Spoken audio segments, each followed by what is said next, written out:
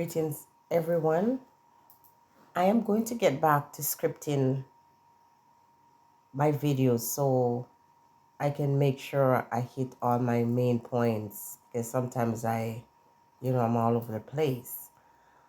But bear with me, I changed my business hours so I'll have more time in the summer. Now, thanks once again to all my return viewers and my subscribers who, regardless of what I'm sharing, you're here for it. In this video, I'm going to talk about the pros and cons of moving back to Jamaica. And if you have your own opinion about, or your own desire, I should say, about wanting to move back to Jamaica, please share them here with me. I am going to look at the number one reason why a lot of people are moving back to Jamaica. People who live in North America or Europe, after a while, they feel disillusioned and somehow they feel like going back home, connecting back with their roots and the culture is something that will allow them to live longer. Now, Jamaica itself is a beautiful island surrounded by the Caribbean Sea.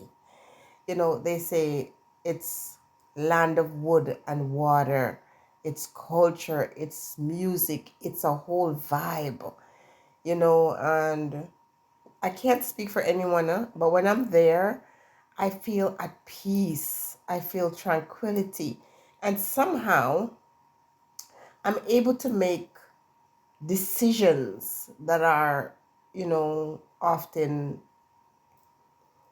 rewarding, if I can put it like that. Having said that, from talking to people who have moved back and had to return to wherever it is that they moved from, and those who actually move there and actually stay, you have to look at these people's stories as well. Sometimes when we make decisions, we don't think it through or we do it impulsively. I feel that's when it doesn't last. It's not that you cannot move back, or it's not that you have to have wealth to be able to move back there. It's about planning, it's about timing and the readiness, not just from what's going on in your finances but in your mental. I'm going to say, after you've lived outside of Jamaica, when you return, bureaucracy bureaucracy or the slowness of it can really get to you. So say, for example, when you go to the bank in Jamaica, it seems as if you have to book off an entire day just for that purpose. You could spend an entire day at the bank just doing, ordinary transactions. Things move at a snail pace when it comes to doing business with government. For example, if you're even going to the wharf to collect your barrels or things that you ship down, that in itself is an event. Not to mention the cost. People are moving to Jamaica and they're shipping home their furniture or items that they feel they're going to need. But you have to evaluate that too, because the cost of the clearing or paying for the items you ship might be so expensive that you'd be better off purchasing new furniture, new items. But of course, sometimes people are attached to the things that they, acquire over the years, or the quality of the things that you like. You might not be able to see it in Jamaica. I don't know if this is the case, because sometimes I see people doing home decorations and renovation and the kind of high end things I see, and they're purchasing these things in Jamaica. But yeah, the slow pace, the high cost of things, something like utilities, like we say hydro here, but electricity there, for example, can be something that could make someone change their mind about living in Jamaica. Like my friend talks about getting a $1 million light bill, and I've seen other persons on the internet talking about getting exorbitant bills coming from JPS. So that can be a bit of a turnoff. If you don't know how to budget yourself, you could really run into trouble. Also, for me, one of the deterrent for me, or something that I think about long and hard, is healthcare. However, I am going to say that I have had healthcare in Jamaica and it was second to none. People leave from Canada and go to Jamaica to go to the dentist because they have great dentists, they have great doctors. But I think it's when it comes to emergency situations, like getting an ambulance, depending on where you live. Because I'm sure the people who live in built up areas or tourist areas will not have some of these problems. But if you live in the far, rural areas where hospitals are far away, that might be a problem. So, cost of living. Now, crime is always one of the things you see at the top of the list with reasons why people don't want to move back to Jamaica. But crime is everywhere. You could live in the posh areas wherever you are in the world, and people still have break-ins. People are still stealing vehicles. Just recently, one of my clients told me that the vehicle that my partner drives is something that is stolen a lot in our community.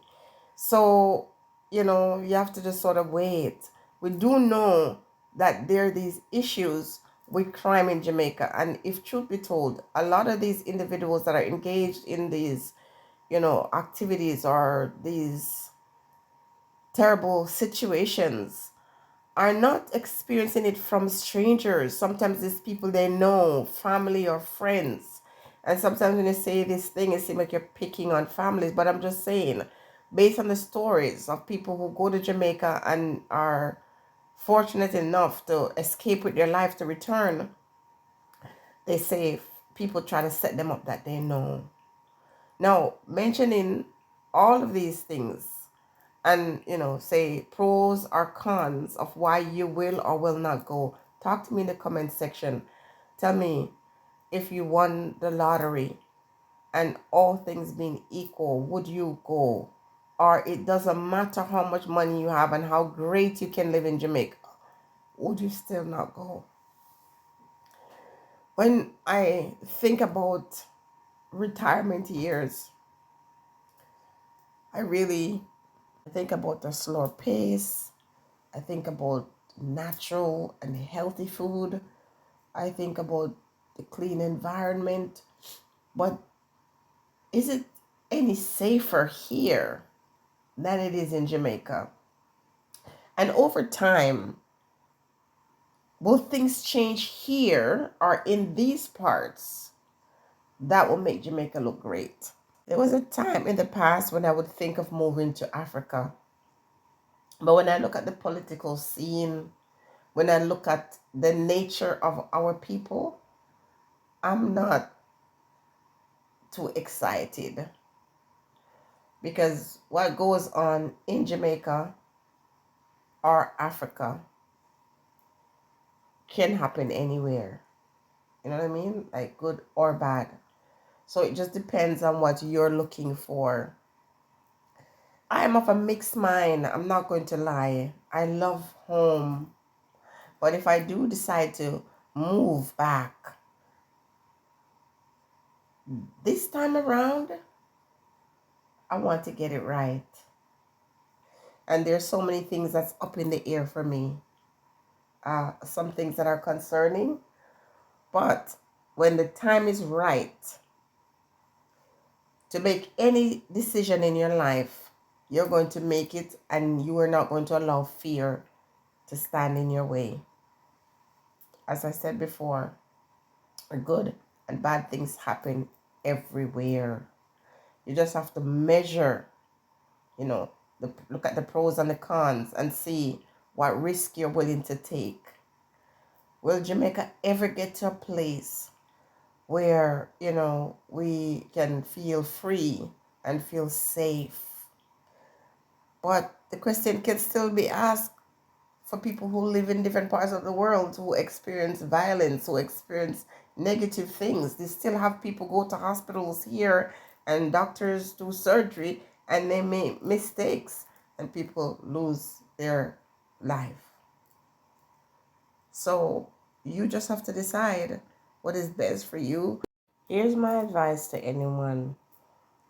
I wouldn't encourage you to just get up and just ship your things to Jamaica and just move to Jamaica. If you've been away from Jamaica for a long time, start to familiarize yourself with the place again. Go for a visit.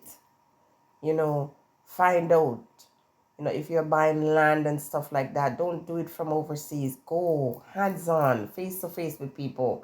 If you're building your home, try to go home as often as you can to oversee the project to make sure that it's going the way you want to. Because people are building homes also, and when they go home, they have to knock it down because it's not done properly.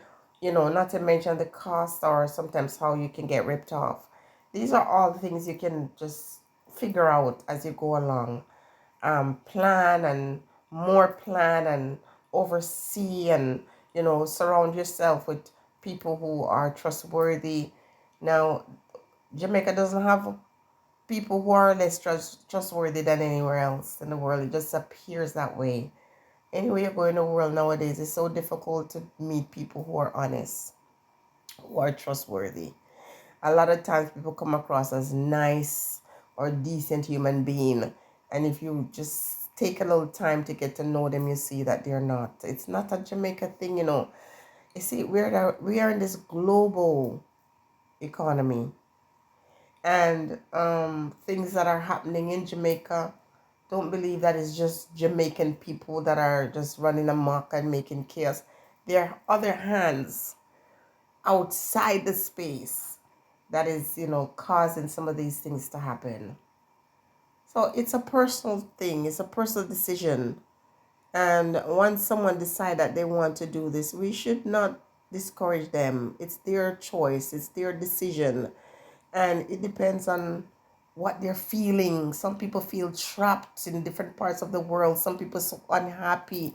Some people are sick. And when they really go to Jamaica, they get better. Some people go there and they have a bad experience. And when they share their stories with others, it just, mar that experience for others.